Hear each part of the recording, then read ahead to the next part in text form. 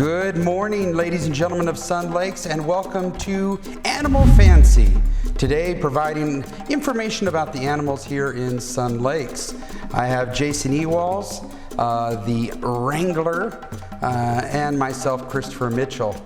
Here today, we're talking about cats and dogs and the breeds of dogs, right? That's correct. You know, with a lot of pet owners out there, I think this is something that's very important for our residents to hear. Wait, okay, but let's back it up, ladies and gentlemen. Sorry, we missed April Fools. We didn't have a chance to talk to you and do a joke over Good Day Sun Lakes.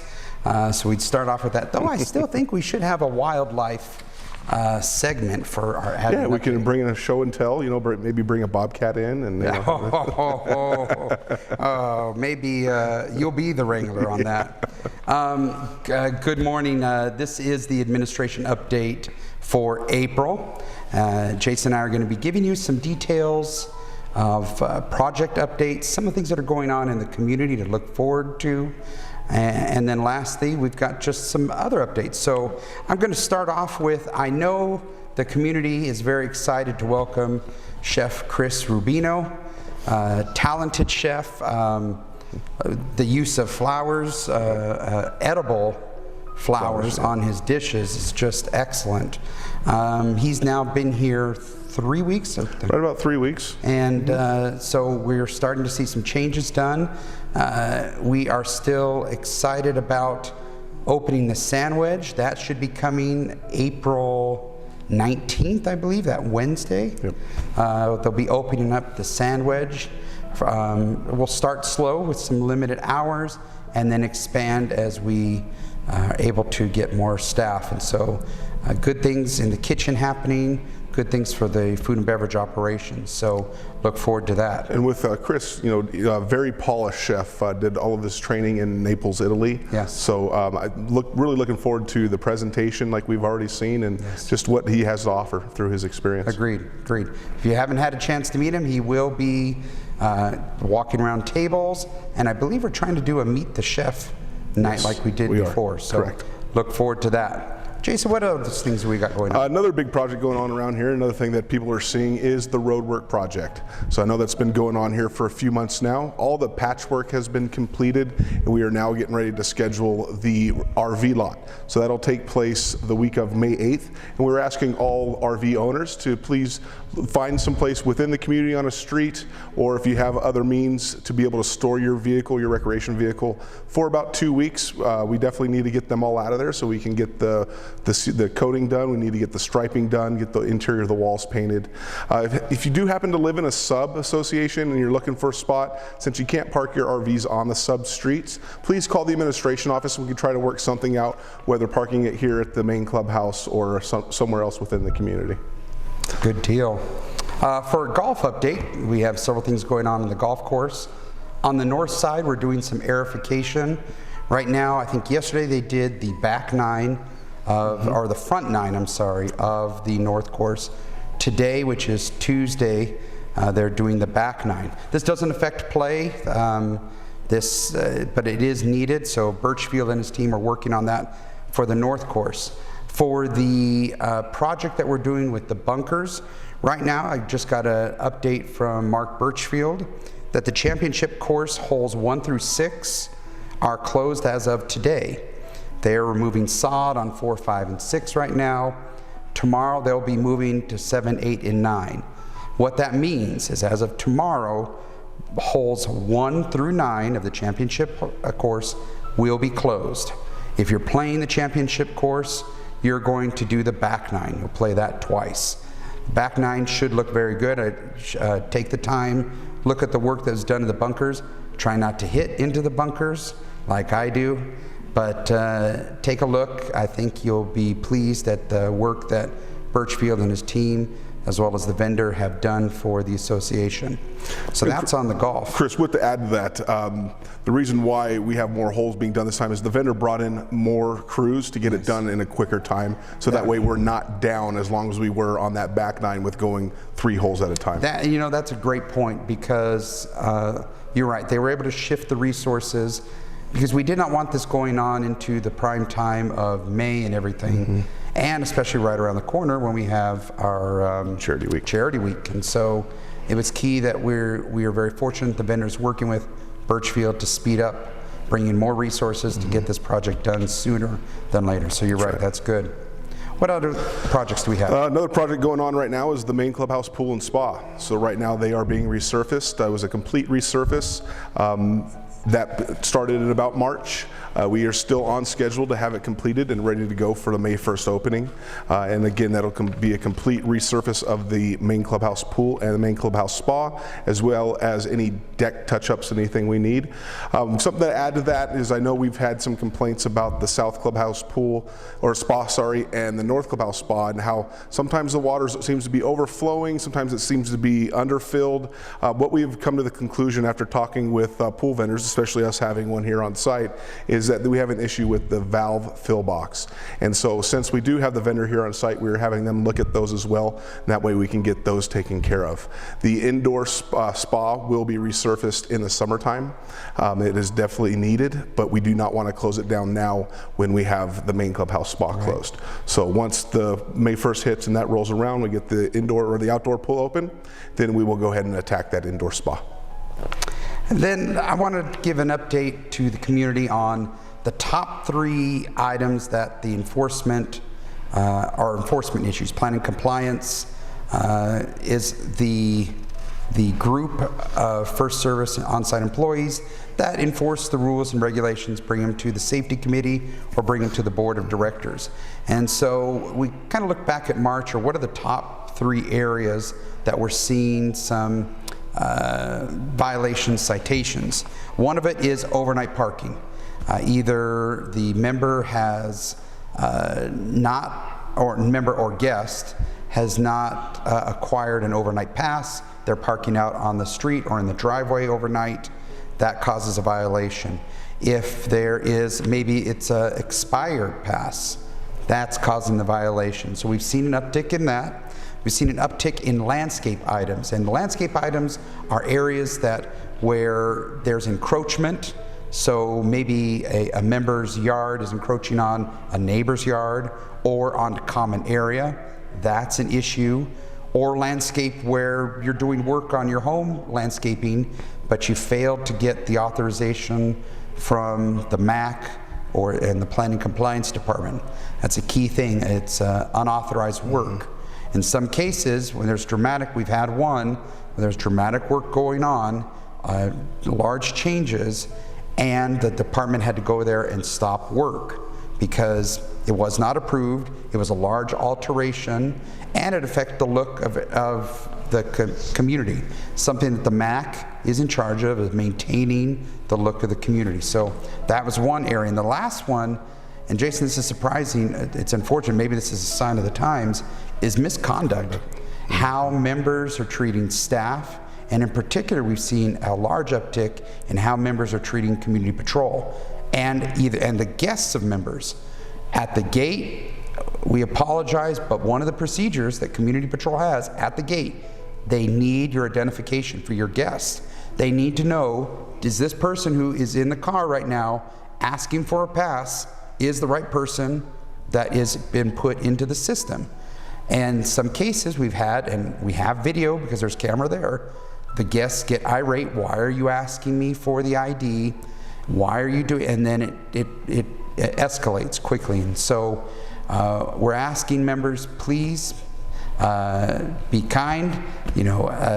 Your guests, please advise them some of the procedures. Please make sure, guests, you bring your ID so that they can validate it at the gate. That will help the gate process your guest faster, and that we will be following the procedures that are set forth by the board. So that is a key top 3 areas of enforcement for March that we're seeing. Well, Chris, with that as well, it's, you don't see just what we're seeing is not just member and staff or member and community patrol, it's also member to member. That's so true. like you were saying, could be a sign of the times, which is sad, but we are seeing an uptick in misconduct across the board. Like I said, members fighting with their neighbors, and it's just something that we haven't seen in the past, but unfortunately I think it will be something we'll be seeing far into the future. And those disciplinary matters are then brought to the board. Right. They include, and if found to have violated the rules, conduct, it could be a financial violation or a fine. It could be restrictions in the use of the amenities, and even a temporary disabling of your RFID. So now if you have your RFID disabled, you, the member, would have to go through the guest lane, and so that is an inconvenience, but those are options that the board has to enforce the rules. Right, and one other thing when you were talking about landscape encroachment and violations, something that reminds me of is, the board's looking at repainting the exterior walls this summer, and with that, homeowners that live along the perimeter walls would need to make sure that they are not having any plant material encroach either against or on top of within 2 feet of that wall, so that it can be maintained and painted this summer. That's right. So again, if you have questions about that, please contact the administration office and planning and compliance, and we can help you out with that. And we will be rolling out to help the members, lastly, before we move on this issue. But there's been confusion. Members don't know who to call in regards to planning compliance. Do they call Grant? Do they call Candace? Do they call Edgar? Do they call Etanisla? And they're not sure. And unfortunately, what I'm seeing is a default is a member just wants to talk to Etanisla. Well, that's going to put a lot of burden on her for all these calls when another member of that planning and compliance can help. Again, if you have an issue with, you want a permit for work to be done, paint colors, etc., go see Edgar in the office or give him a call. If it's a citation with overnight parking, trash cans out, that's Candace. She's going to be helping you. So to help with this, what we're going to be doing is, excuse me, and you'll see it in the next lifestyles, also on our website, there'll be one phone number to call planning and compliance. That phone number, if it's not answered, will go to voicemail. Those 4 members in that department will be checking the voicemail hourly and responding quickly. Instead of the average 24 hours to get back to you, our goal is to reduce that so you get the call back quickly. Also, then it should help the member to, I put a call in, I left a message, the person who is most knowledgeable to answer your question will call you back. And that's a key thing, because right now we've seen members don't know who to call, and then they'll start calling down a list of general manager, assistant general manager, Tammy, all the way down to Schleiden. And the issue that they may have had was, I just need to know, where do I find out about a permit? So that will be something we're going to be working for, a customer service aspect, promoting this number, promoting the quick responses from planning compliance. Now, Jason, it is April, past March Madness. Yes. Getting close to the draft, NFL. Close, yep. Browns don't have any draft picks, but that's another my first story. day shot too. That's another story too. We're not going to talk about the defendant at quarterback. But for the first item is, it's an election, ladies and gentlemen. You might see as you're going through gate 1, remember to vote. Members, it's April, Jason, what is today? April 8th? April 5th. 5th, sorry. We're taping it April 5th. We have not reached quorum yet in several districts. That's a concern. Prior years, we were ahead of the curve on this. Please remember, April 13th is election day here in the ballroom. They will be counting on site, so we're getting back to normal. They're coming back out to do their counts and everything on site. As a reminder, there are 3 open positions for the board. There's 1 CC&R amendment on the ballot. There is 1 project funding authorization on the ballot. And then lastly, there is an IRS ruling 706 authorization. And so I want to take a moment. We've talked a lot about, the candidates have had their forums, their coffees. We've talked about through town halls the drought tolerant project, the funding of the project. We've talked about the CC&R amendment and everything. But something we don't really talk about a lot is the IRS ruling 706, and why is that on the ballot? So I have a statement prepared. I'll also be reading this when we're at election day but I wanted to talk about that. The IRS ruling 706 election is for tax filing only. It does not pertain to what the board decides to do with reserves. So a common misconception. It tells me if I vote yes, that determines what the board does with the reserves, how they pay for it, fund it. No, it relates to tax filing only. So a corporation like an HOA can file corporate tax return, it's Form 1120, or they can file 1120H. Each of those have advantages, disadvantages. Being a CPA, I used to prepare the 1120s. They can be long and cumbersome, but there is some value sometimes filing an 1120H. When you vote yes, and I highly recommend, this one I can actually say, I highly recommend you vote, because it gives the CPA firm who prepares our tax returns the ability to make that choice of what form they're going to file. There may be tax advantages to filing with an 1120H. In turn, voting yes allows the board to say, CPA firm, when you file our tax return, you have the choice of which forms you want to use, because the membership has voted yay or an affirmative for that action. Every year we have to do this. And every year I always recommend, and when the delegates with Joe Formido as the delegate chairperson vote yes, give the ability of the CPA firm to file the taxes that help the association, that instead of hindering them, which we do not want to do. Failure to approve the revenue ruling limits the tax filing options available to the association. So when you're voting, vote yes on IRS ruling 706, please. Now, I think we have some sub-association updates. Actually, Chris, I just wanted to mention one thing. Let's back it up then. Maybe we can talk about the new tax law? Because I don't want to dig into that. Oh, okay. It's just simply, by the time this is being aired to you residents, remind you that you may not want to mail in your ballot at this point in time. If you can, you may want to, if you haven't sent it in already, please bring it the morning of before 9 a.m. and that way you can hand it in and it be counted. If you do mail it, like I said, by the time this is aired, it may stand the chance of it not reaching us in time. Very true. Good point, Jason. And especially with the post office, right? And we don't want that to happen. So, Jason, why don't we go over some sub-associations? Perfect. Thank you, Chris. Got a couple things here. Again, like you mentioned, we were talking about election season. Election season for the subs just finished.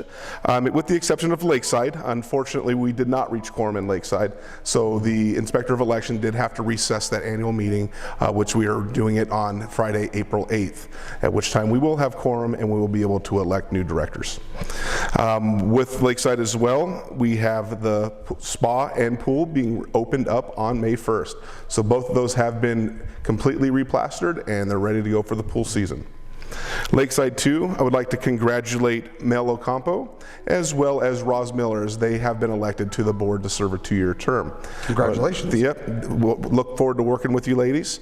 I'd like to say congratulations, or thank you. I don't know if it's congratulations as well, but thank you to Valerie Hubbard for all the years that she has served. I know she has served at least 3 terms on the board. So very nice. Thank you for your time. Yes.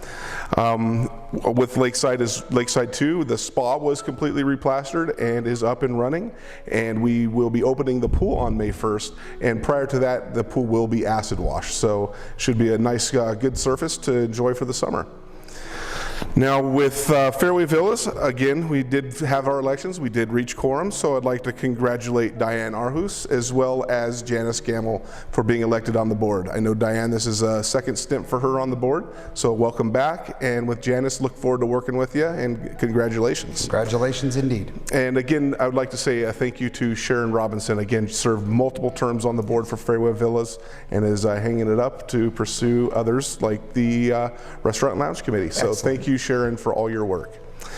With them as well, the Fairway Villas Spa did open on April 1st, and the pool will reopen on May 1st. So looking forward to a great pool season.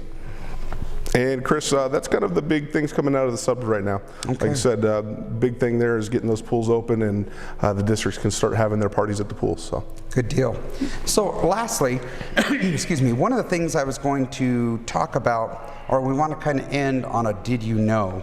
I was going to do a financial corner to talk about kind of the roles and responsibilities of the management company, but we have a little bit of time, so I'm going to talk about it here with Jason.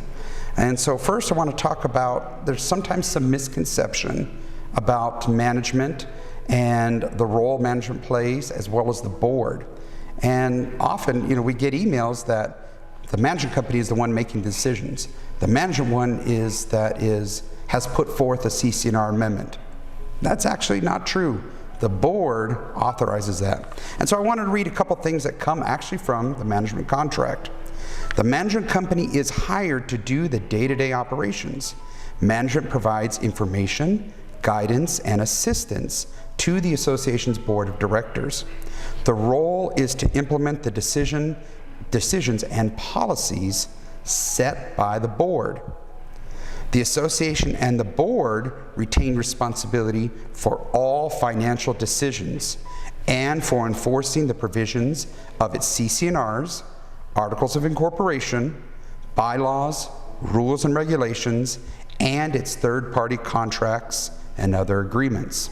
So you kind of see where there's a divergence of what management does, takes the responsibilities it has, and ultimately the board has the responsibility for the financial decisions. And so, Jason, what does that mean? That's the contract. Chris, like you've always given the analogy, this is like the Love Boat, the USS Sun Lakes here. Yes. And, the residents or the board of directors, they say where they want to go. They say, you know what, First Service, we want to go here. Get us there. So we, as the management team, we steer that boat. We are trying to get it to where the board wants to go. So ultimately, like you said, the board is what makes the decision, and we, as the management staff, are implemented with making it happen.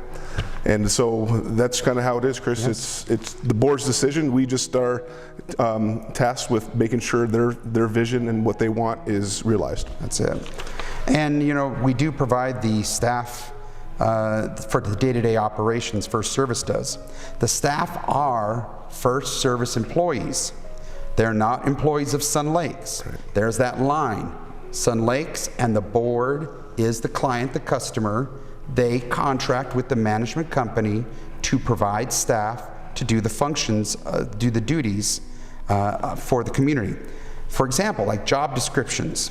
They're developed by First Service to identify skills or abilities that are necessary for a position. That comes from First Service. That is, in essence, the agreement and the measurement. Those job descriptions set the expectation for the employee. That is a relationship with the employer and the employee, not with association and employee. And Chris, there's a lot of benefits to that. To having that line of separation. A lot of reduced in risk and liability, as I know that you kind of are going to go into as well. And it is, and that's a key thing. Having a management company puts the risk of employment and liability issues related to employment on First Service. So if there is something, a workers' comp, an injury, that lies with First Service, not the association.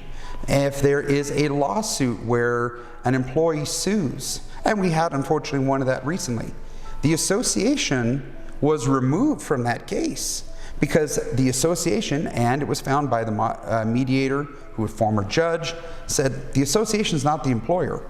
Employment claims do not belong to Sun Lakes. They belong to First Service. And so that's a huge, especially in this environment, the litigious environment that we have here in California, that risk moves to the management company. But with that, the responsibilities for the training, for the staff development, for the direction, job descriptions, that remains with First Service because they have the relationship with those employees. And the board works through the general manager, and then the general manager lays down the direction that's given. As Jason says, if we're going to Tahiti or going to Hawaii on the Love Boat of Sun Lakes, the management team gives the direction, and it starts with the general manager. One of the things to maintain that separation, it's a key thing, is that the board is prohibited from performing duties as an employer. So getting in there and going, okay, I want to write this job description and everything, the board can direct the management team, hey, I want you to hire a CPA to be, I think a CPA skill set is very good. We can incorporate that into job description, but that development of the job description, where the job descriptions are housed, are with First Service. So for example, the hiring, the termination of staff, job descriptions, and the process of work stay with the management team. And so it's key that there's that separation. It protects the association, again, from liability claims, employment claims, workers' comp claims. Those stay with First Service. And to keep that line, the board has to conduct itself in a way that doesn't cross over to that, of giving direction to say, well, you know, you're a golf course maintenance guy on a vehicle, you know what, you need to mow over there.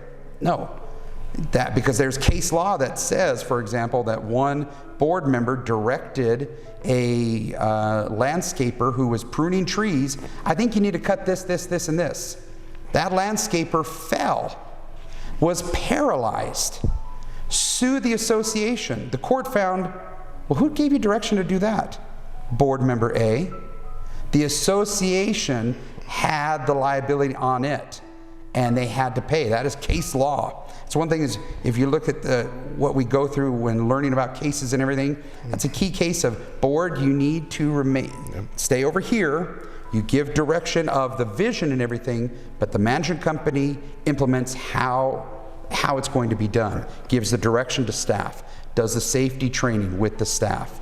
That's key. And so that's one thing, again, as we close, that I think is a misunderstanding. So we will work together, again, with Good Day Sun Lakes, of trying to educate the community through these Did You Knows.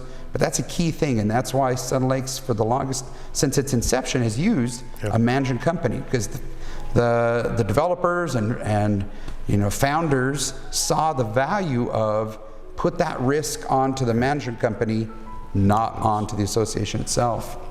So I wanted to leave you with that Did You Know? There will be, for your programming note as we end, there will be an update from the board member on what's happening at the board level coming up later in the month. We'll have a coffee with the GM. Remember, send questions for the coffee with the GM to slccquestions@gmail.com. The staff member that was helping with that is out, and so we've had to realign who is going to respond back to those emails. So but please keep emailing. We're also going to work on a financial corner as well, and maybe some site visits with Birchfield and Bryan. So look forward to that on your programming. Jason, anything else to add? Nope, I think that's good. Again, looking forward to finishing out this election season and bringing on the summer.